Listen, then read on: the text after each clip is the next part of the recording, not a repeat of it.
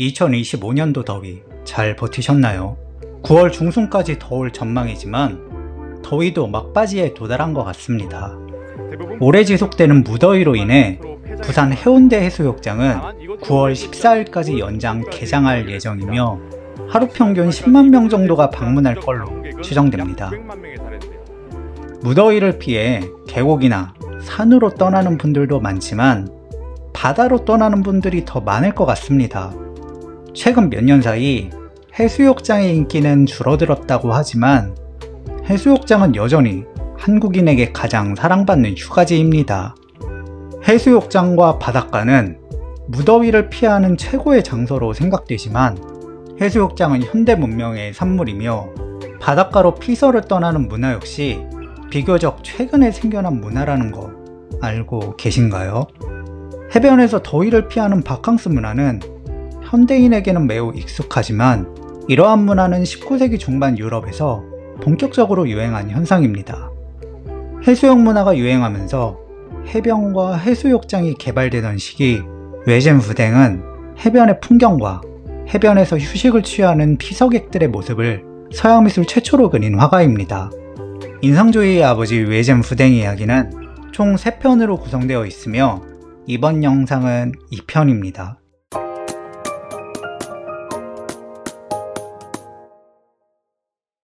(1859년) 살롱 전시회에 생딴 라팔리의 청원을 출품하며 살롱전의 공식 비평가인 시인 샤를 보들레르로부터 호평을 받으며 파리화단에 확실히 눈도장을 찍었지만 부댕은 만족하지 않았습니다. 그는 풍경화가로서의 자신의 정체성을 유지한 채 생딴 라팔리를 통하여 드러난 색채와 빛의 광학효과 표현의 미흡함을 개선하는 게 급선무라고 판단하였습니다. 그는 1859년 살롱 전시 참여로 잠시 파리로 돌아왔지만 1860년 다시 파리를 떠나기로 합니다. 파리 유학 후에 그는 가족이 있는 르 아브르로 돌아갔지만 이번에는 출생지인 옹플레르로 돌아갑니다. 옹플레르 역시 노르망디 지방의 영국 해협에 위치해 있지만 르 아브르는 항구 도시, 옹플레르는 그보다 훨씬 작은 어촌 마을이었습니다. 1835년 11살의 나이로 가족을 따라 르 아브르로 이주한 후 성인이 되어 다시 찾은 옹플레르에서 부댕은 자신의 정체성을 깨닫습니다. 옹플레르라는 작은 어촌 마을의 가난한 항해사의 아들로 태어나 르 아브르로 이주한 후에도 바닷가에서 자라난 그에게 바다는 가장 익숙한 장소였습니다. 바닷물의 색채, 빛과 대기, 구름의 미묘한 변화는 바닷가 출신이 아니면 전혀 알 수 없었습니다. 그렇게 그는 바닷가 풍경을 전문적으로 그리는 해양 화가가 되기로 결심합니다.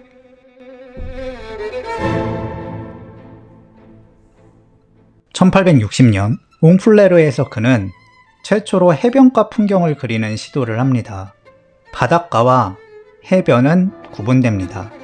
바닷가는 바다와 육지가 맞닿는 지형을 폭넓게 지칭합니다.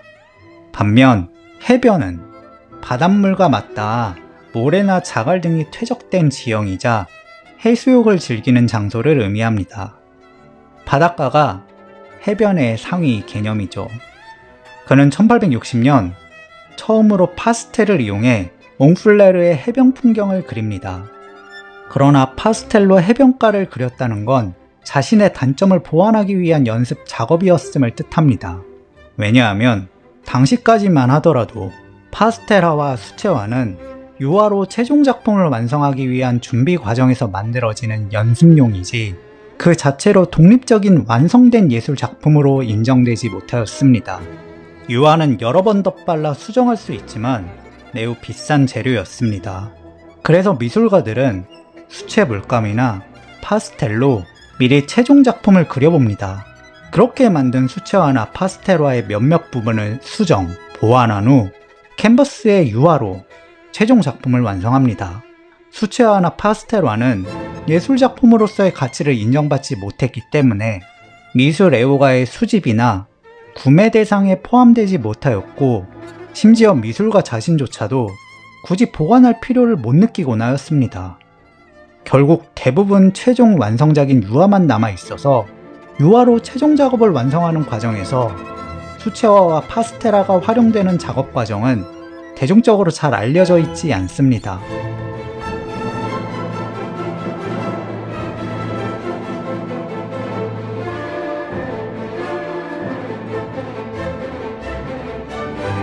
그 긴 역사로 인하여 수채화나 파스텔화 작업을 하는 미술가들도 상당했지만 미술작품으로서의 가치를 인정받지 못하였기 때문에 수채화나 파스텔화 작업만으로는 미술가로서 인정받기 어려웠습니다.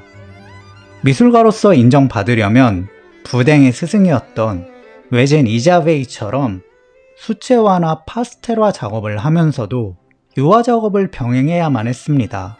확실한 인정을 받는 건 유화 작품을 파리 살롱전에 출품하고 입선시키는 겁니다.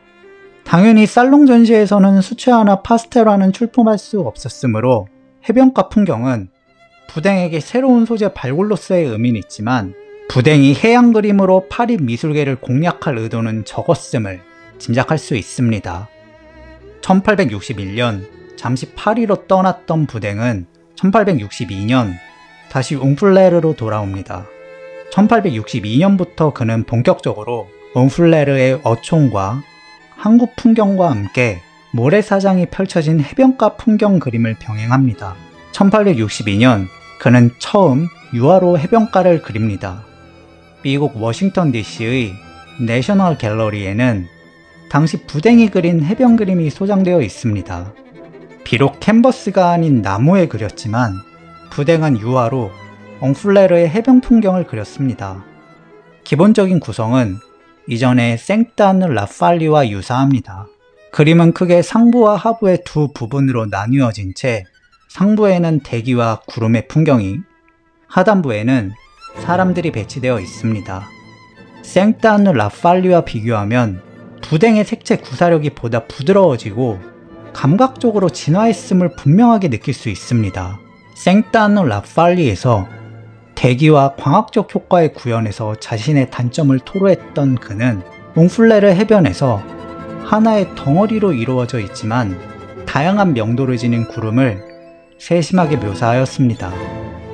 구름으로 절반 이상 덮여있는 하늘 역시 빛과 구름으로 인하여 방향에 따라 서로 다른 채도를 보여줍니다.